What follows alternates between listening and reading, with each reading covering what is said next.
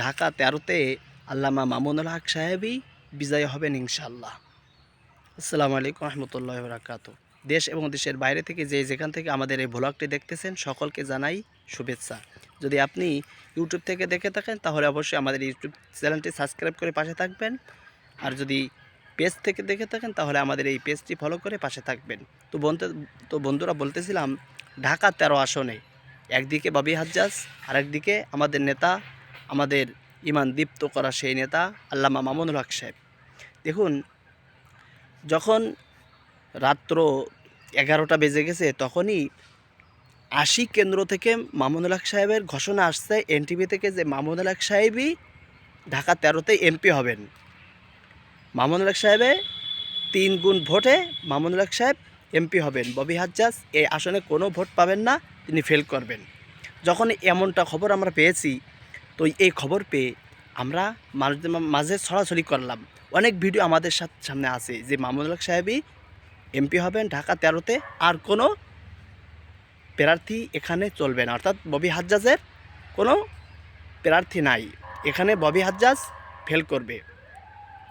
কিছু সময় পরে যখন আমরা এটা আলো লক্ষ্য রাখলাম, দেখতে পেলাম যে মামুনুল হক সাহেবের প্রার্থী বিপরীত প্রার্থী তার বিরোধিতা করার জন্য লেগে পড়েছে এই ববি হাজ্জাজ।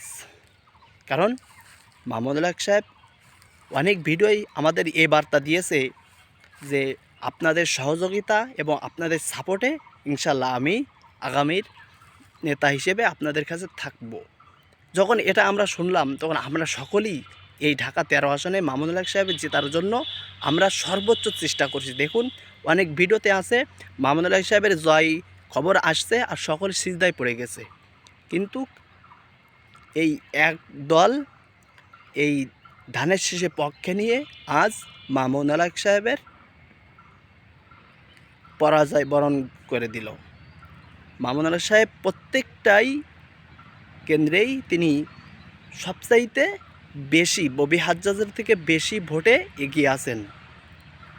আর তিনি আমাদেরকে এটা বলেছেন যে যদি আমরা এক হই তাহলে অবশ্যই নির্বাচন কমিশন আমাদের এই ভোট গুনতে বাধ্য হবে। তাই আশা করি আমরা সকলে ভিডিওটি শেয়ার করে বেশি বেশি মানুষকে পৌঁছে দেব, যাতে করে ঢাকা 13-তে মামুনুল হক সাহেবের আবার ভোট গণনা করা হয়। কি মামুনুল হক সাহেবের সাথে এই জামাত ইসলামরা বেইমানি করলো? কারণ মামুনুল হক সাহেব তো এই 11 দলীয় মধ্যে আছেন। জামাত ইসলামরা এটা ভালোভাবেই জানে যদি মামুনুল হক সাহেব জিতে যায় তাহলে তাদের সকল গোমর ফাঁস হয়ে যাবে, কারণ তারা যে হক দল না এটা মামুনুল হক সাহেব ভালোভাবেই জানেন। আর এটা ফাঁস করতে মামুনুল হক সাহেবের 1 সেকেন্ডেও লাগবে না। হয়তো এই কারণেই আজ ঢাকা 13 আসনের অবস্থা এই। কারণ ঢাকা 13 আসনে কোনো দাঁড়িপাল্লার প্রার্থী নেই, অথচ সেখানে ব্যালট পড়ছে দাঁড়িপাল্লার। এটা অবশ্যই একটা ষড়যন্ত্র করা হয়েছে মামুনুল হক সাহেবের সাথে ঢাকা 13 আসনে। আশা করি আমরা আশা করব যে তিনি অবশ্যই নির্বাচন কমিশনকে এটা জানাবেন এবং তিনি ভোট গণনা করে মামুনুল হক সাহেবের বিজয়ী ঘোষণা করবেন।